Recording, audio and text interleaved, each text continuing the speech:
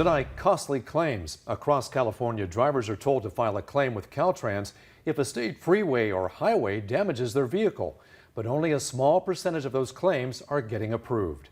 And thanks for joining us this evening for Action News. Good evening, I'm Warren Armstrong. And I'm Margot Kim. Our ABC-owned stations are taking action by looking into the numbers and finding out what it takes for drivers to actually get paid for their damage. Action News reporter Brianna Willis brings us an Action News exclusive to share what you should know about filing a claim and why one driver who did may now have to go to court to settle it. Potholes like this are the #1 reason drivers file those claims with Caltrans. But one South Valley resident said it was this large debris left on the highway that caused $8,000 worth of damage to her car. And now she's not sure if she'll get any money back for the repairs. I just remember thinking I'm gonna die. In August of last year, Jennifer Sowers and her family were driving back to Visalia from Kingsburg on southbound Highway 99. Something flew up and we saw it flying up, and thankfully my husband reacted. He knew that there was people on either side of us, but what came flying at us was a 4-foot by 4-foot board of like plywood oriented strand board. She tells me this chunk of wood caused a lot of damage to their Toyota 4Runner. You can see the hood was all screwed up, so this whole hood needed to be replaced. It hit the front grille of our car first, and that kind of chopped it in half, and then only a 2-foot by 2-foot section of board came back and hit our windshield and shattered all of the glass on my side. She learned the board came from this horse trailer driving down the freeway. The highway patrol guy said, "Oh, I know exactly where you're at and where you're situated at on the 99 because we've had reports all afternoon and evening of debris being on the road, and Caltrans didn't pick it up." Sowers says the damage to her SUV was estimated at more than $8,000. Since it happened on a California highway, she filed a claim with Caltrans. We didn't hear back from them until January 18th. That response nearly 6 months later from Caltrans read, "Based upon the Department of Transportation's investigation, the department is rejecting your claim." And Sowers is not alone. The ABC-owned station's data team crunched the numbers across Central California. From Mariposa County down to Tulare County, between 2018 and 2023, drivers filed more than 1,300 claims with Caltrans. Of those, around 1,000 have been resolved.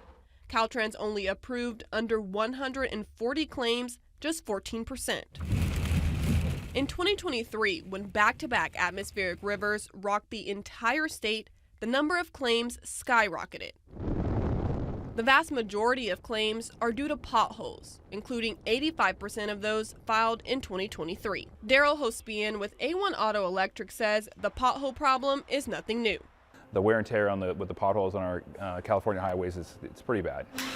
And the front-end work can get costly.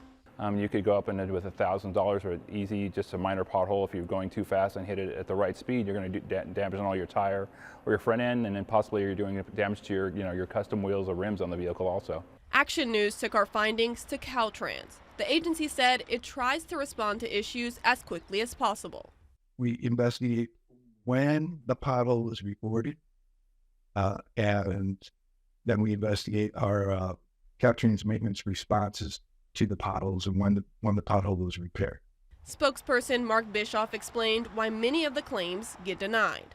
If the circumstances after the investigation do not meet the criteria set in Government Code 835, then we're not liable to pay for it.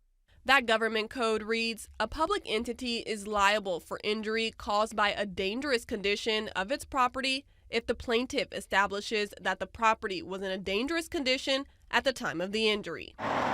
He suggests going through your insurance to pay for the repairs, something Sowers did. It's frustrating and infuriating. We pay a lot of fuel taxes in this state, and that is what is maintaining our roads, and that is where Caltrans gets their budgets and their money to,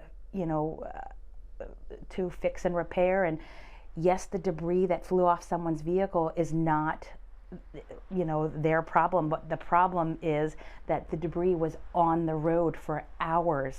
Now, not only has her insurance gone up, but she still has to decide if she'll get a lawyer or not to sue Caltrans for the damage. Sowers says she tries to drive even more carefully now, but doesn't believe her family should pay the price for a situation that only someone else could have prevented. I feel that if you do the right thing, then the right thing should be returned to you. And I feel like Caltrans isn't doing the right thing. Sowers is still trying to decide if getting a lawyer will be worth it for her $500 deductible. She only has 6 months from the date in her letter to decide. Caltrans says the most crucial thing you can do is submit roadway damage to them as soon as possible so they know about it and can fix it. We have that link on our website. Brianna Willis, ABC 30 Action News.